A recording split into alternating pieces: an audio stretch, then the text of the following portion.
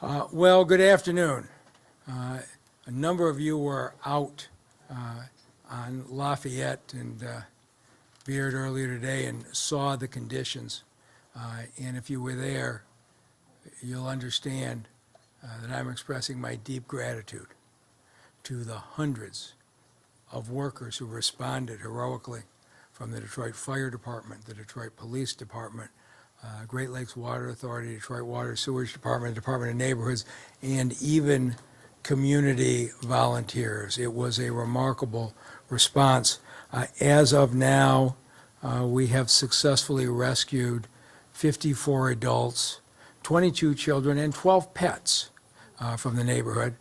We did have somebody transported to the hospital with a breathing issue, but everyone else has so far been removed safely, and we have 80 people now knocking on the doors of the neighborhood. Our neighborhood police officers, our Department of Neighborhood staff, and community volunteers to make sure that every family is safe. Where we are now is a far cry from where I thought we were going to be when Gary Brown woke me early this morning to tell me we were facing the worst water main break he'd ever seen. A 54-inch transmission line had broken. It was flooding a densely populated neighborhood. He told me he did not know how wide the damage was going to be, and he called the Coast Guard in anticipation of the possibility of rescue. And to get from where we were then to where we are now was a result of the individuals here. The general details are the first phone call came in to the Detroit Police Department 911 at 2 in the morning on a sound of a large bang. Ultimately, that there was water coming in. Most water main breaks are in the neighborhood streets, which are the responsibility of the Detroit Water and Sewer Department. The huge transmission lines are under the Great Lakes Water Authority. By 4 in the morning, they had recognized this was a transmission line break. GLEWA was notified at 4 a.m. And Sue Coffey, the head of GLEWA, was here, and I just want to thank her because when Gary first called me, they didn't know where the break was, where the valves were, and if they were going to be able to shut it off. Really, by 7:30 in the morning, they had found the leak, had started turning off the valves. By 8 or 8:30, we saw the water starting to recede, and many of our worst fears turned out not to come true. Many of you witnessed what happened in the heroism of those early hours. We had firefighters taking children out on their shoulders. We had a front loader that evacuated a family. But since then, the water levels both on the street and in the basements have receded significantly. I have not seen a time where a response to a water main break has been this quick and this effective. And so to Sue Coffey and Gary Brown, please say thank you to your teams for what they did. We are now moving into mode of making sure every single family in every one of those homes is safe. And I am pleased to say that the Sonesta extended stay hotels we have made arrangements with for families that have to move to be able to be located there. So if you don't have power, you don't have heat, we have a few blocks that don't have water.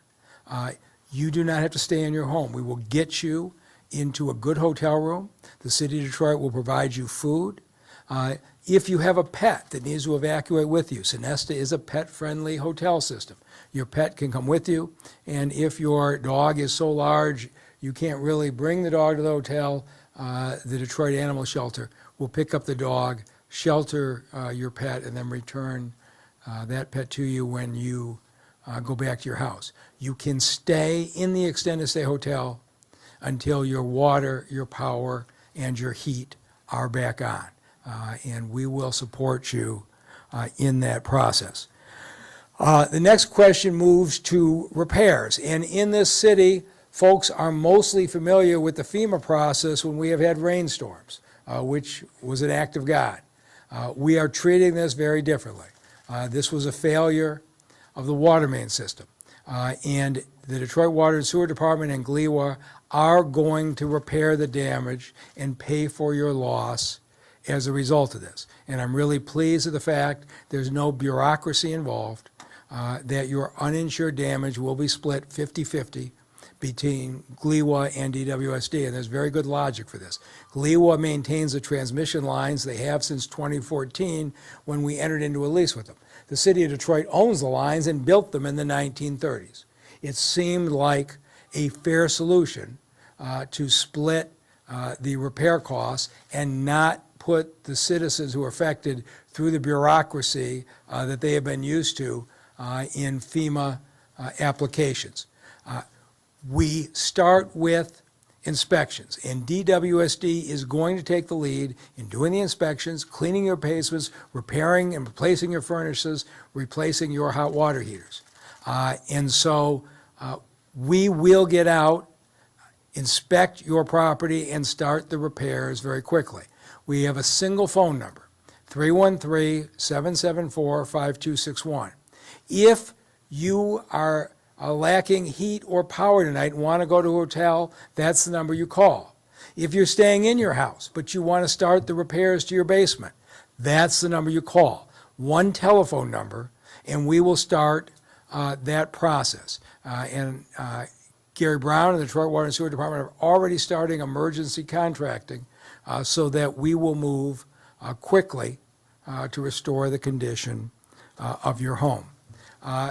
We have people who lost their cars in the flood and may need to get to work tomorrow. We are establishing, through Denise Fair and the Health Department, Uber service to get you to and from where you need to go until your car is repaired and returned to you. And so if you call this same number, that service will start tomorrow. The Health Department's in the process of setting it up. But you call the same number, 313-774-5261, and let them know that you're going to be needing transportation. And if you live in the affected area, that service will be provided to you as well. And so it has been, I don't know now, 8 or 10 hours, however long it's been a very, seems like a lot longer than when it's been. But I went back out. I couldn't believe how much the water has receded just in this short period of time. And with that, I'd like to introduce and again thank the head of the Great Lakes Water Authority, Sue Coffey. Good afternoon. Thank you, Mayor. And I think this is a great example of how it is that when we come together as a region, we can do great things, right? We can respond to emergencies. We work together. We are committed to each other's success. So thank you for that. I appreciate it. Our team did a fine job, and I'd like to thank them as well. So our team was out on, we got a call at 4, as the mayor indicated, and by 5 we were out on site.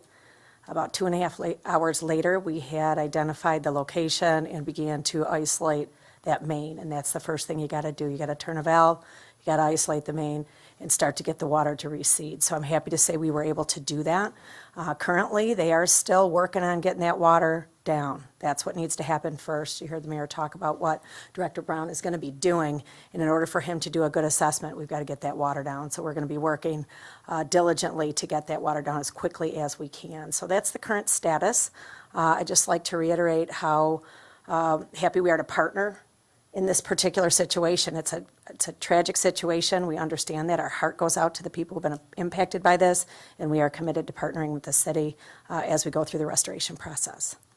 And with that, I'm going to turn it over to Director Brown.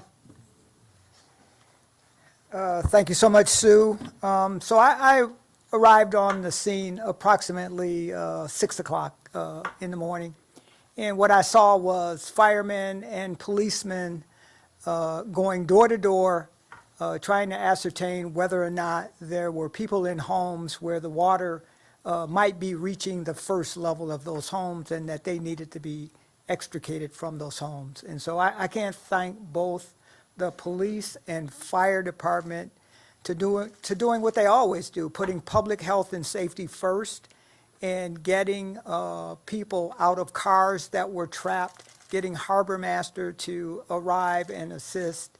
And so when I got there and those type of issues are already taken care of, I can focus on making sure the resources are available to begin to shut this water off and get the water main break fixed. And that's what we were able to do. And so we're going to move very quickly. And let me assure you that we're good at this next phase. We've done it a lot.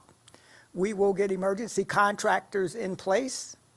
There will be one phone number for our residents to call to ask for help in getting their basements cleaned out. And by the way, it's a nuance, but one that bears mentioning. This was water. This was not sewage. This wasn't a sewer main break. This was a fresh water main break. And I know that that does a lot of damage to one's homes, but certainly the cleanup becomes a lot easier when it's not sewage. And so they'll have one number to call. We'll also, by tomorrow, have employees that will be going door to door to ascertain whether or not folks want to make a claim. And as soon as they either make the phone call or tell the person that responds to the door that they want to make a claim will be made. That will initiate the process. We'll get buildings and safety out to do an assessment of the home to make sure that it is safe and livable. And we will then begin to get the contractors in after the building inspectors to make the homes safe, making sure that they have heat, that they have water. And right now, in that particular area, there are only a few homes that do not have water. The water has been restored to the majority of homes in the area. It's my understanding we had a smaller water main break that caused some houses to be out of water. But everyone has water right now, and our main objective is to get in there, identify what needs to be done in terms of repairing furnaces, making sure that hot water tanks are working, and to make sure that the heat's on. And again, we've done this quite a bit, and we're pretty good at it, and we'll get it done in a very efficient manner. With that said, I'll turn it over to Eva to maybe say some of what I said in Spanish. Thank you, sir. Buenas tardes. Si a alguna residente le faltan agua, electricidad o calefacción, tenemos habitaciones disponibles esta noche en el Hotel Sonesta Extended Stay. Te llevaremos allí y pagaremos su comida mientras estés en el hotel. Se aceptan animales, pero si su animal es demasiado grande, lo mantendremos en el refugio de animales de la ciudad. Necesitan llamar el 313-774-5261. El Departamento de Agua de Detroit y la Autoridad de Agua de Grandes Lagos pagará por los daños si hay algún daño a su calefactor de agua, calefacción y limpieza de su sótano. Debemos enviar un inspector. Tenemos varias personas y varios departamentos tocando sus puertas, incluyéndome a mí. Si necesitas transporte porque su coche ha sufrido daños, tienes que llamar al mismo número, que es el 313-774-5261. Y nosotros lo llevaremos a su sitio indicado por vía de Uber, empezando mañana por la mañana. De nuevo le voy a dar el número porque es súper importante, es un número para todos los servicios y es el 313-774-5261. Y con eso se lo paso al jefe de la policía, Chief of Police, Mr. Bettison. Thank you, Eva. I have definitely a lot of thank yous and to the city agencies, the various departments that all have responded to assist with this. Just thank you. Our officers arrived at the scene at 2:17 a.m. And some of those officers who arrived at the scene immediately went to going door to door, knocking and alerting residents in an attempt to advise them as to the water main break.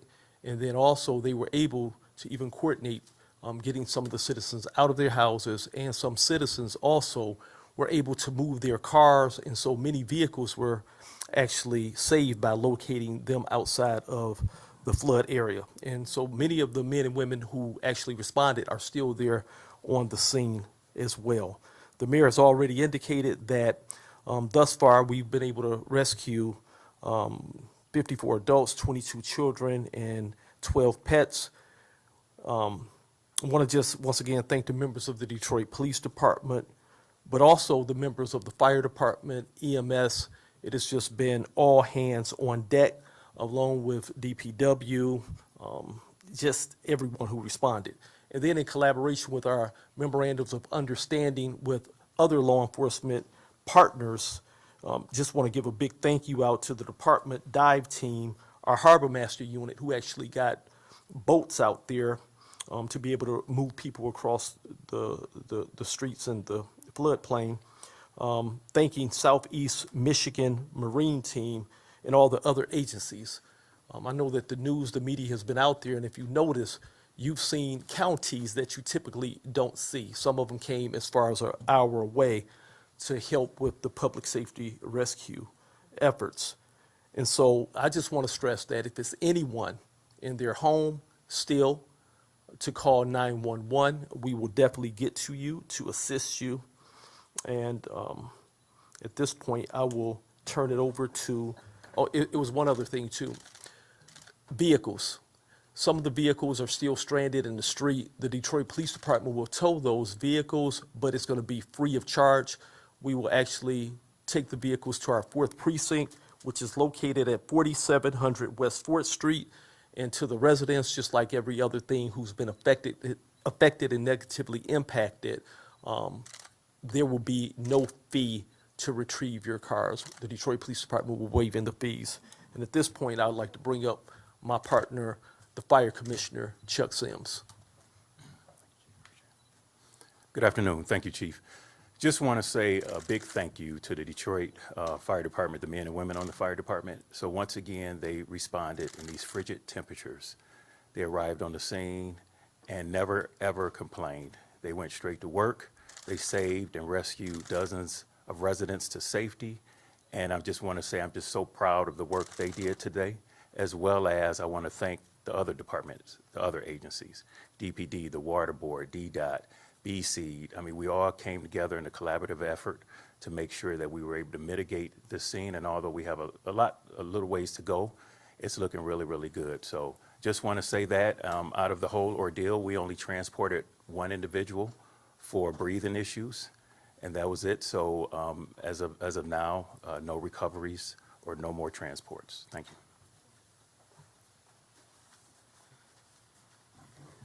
One more thing I want to mention, the individuals have been rescued, and most of them located with other families. We had about 14 who were temporarily sheltered at the Patton Recreation Center, and they are in the process of being moved now to hotel accommodations. And I want to thank council members Mary Waters and Gabriela Santiago Romero for being here with their support today. And with that, we'll take any questions.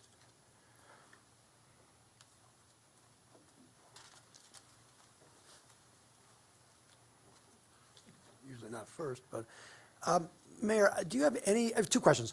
First of all, do you have any idea the cost because of this big water main break, or any idea whatsoever? We haven't worried about the cost yet. People will do estimates on that later. Right now, we're just focused on helping people. Okay. And anyway, because of the temperatures, we understand they're going to be very, very low today. Does that impede any of the repairs or anything because of that weather? Not much, Charlie, at all. I mean, it slows us down, but the men and women at both GLEWA and DWSD, this is what they do. They work in frigid temperatures, they work on water main breaks, and they work well. It slows us down. We won't be able to go as fast, but certainly they will get the job done. Afternoon, Malachi Barrett from Bridge Detroit. I just have two questions for you. They might both be tough to answer at this point. I mean, the main thing that we ran into when we were talking to people out there was they wanted to know if this was avoidable, if there was anything that could have been done to prevent a situation like this? It's a very old pipe, obviously. Can you provide any insight on that? So I'll speak to that, thank you. So we do have an inspection program. We have about 800 miles of transmission main over 8 counties. So we systematically go through these pipes. I will say, I'm an engineer by trade and training, and the brilliant engineers that design these systems design them to be closed intentionally. So it's challenging for us to get in to do inspections. So to answer your question, was it preventable? Not likely, as assets age, but that doesn't mean we don't work every day to try to get ahead of these types of things. Okay. And the other question I would have is, how long do we expect it'll take before people are able to go back in their homes? We're already getting water turned on, but power, things like that, sounds like it's going to take more time, let alone the repairs. So what is kind of the timeline that we expect? Yeah, so I don't have a timeline for that yet. The crews will work tirelessly to get the water down, and then Director Brown and his team will work to get the homes in a situation or circumstance that they can come back in. So I don't have a timeline yet. So, let me clarify. There are very few houses where it doesn't have water. As strange as it may seem when you look at it, most of the water main breaks that you cover are a small break on the neighborhood water line, and you see a whole block go down. That didn't happen here. This was a main transmission line. The lines, with the exception of 3 blocks in the neighborhoods, are still intact. And so GLEWA is routing the water to the line. So the issue will not be restoring water. It'll be a question of how fast we can replace furnaces, probably as much as anything. But folks are going to be able to stay at the hotel until your house is restored and you can comfortably move back. Thank you. Hi, Darcy Moran with the Detroit Free Press. Thank you.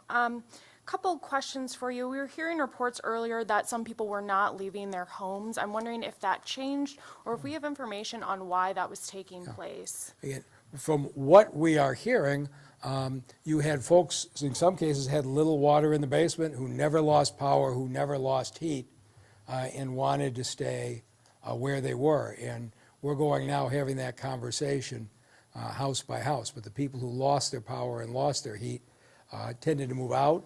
Those that didn't lose their power and didn't lose their heat tended to stay.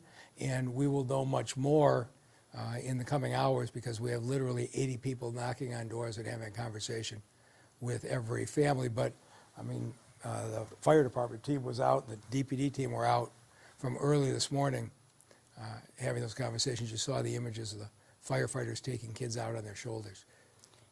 And can you talk about any federal agencies that were involved in this response and whether or not that played a role in people not leaving their homes? No, this is a city function. So there's no FEMA claim, there's no act of nature in this case. This was a failure of a Detroit-built, GLEWA-maintained water main. That's the truth, and we're going to fix it. And I just wanted to clarify something you had said in kind of the chronology earlier, is the connection between the departments, how that conversation went in the early morning hours. I'm not sure about the details of that. My main question, though, is just, was there confusion with which line, and did that cause a delay in response? I'm not sure what happened between 2 and 4. What I know is that at 4, GLEWA was notified that it was a transmission line, and we're going to have to go back through details on exactly what happened in between. I don't know if any of the directors might be able to answer that. Now, when I arrived, there was as much as 5 feet of water in the street over the break, so it was just not, you just weren't able to tell anything at that particular time. So it took a couple of hours for us to find the valves that were covered with ice and snow to be able to isolate, shut off the water, and identify exactly where the break was. And the 2 entities being involved didn't cause any delay with No, that? it didn't do anything but help the situation. Sam Smalley, my deputy director, was in constant contact with Todd King, who's second in charge to Sue Coffey, and they worked seamlessly together in order to isolate the break and get the work done. Very last question, is that a 24/7 number, the hotline? It will be. Thank you. I can assure you it will be. Hang on, it is, right? Is Julie or Malia here? 24 hours? Well, we're gonna staff it to make it 24 hours. We're gonna make it staff, yeah, today it's until 8, and then we'll staff it for 24 hours.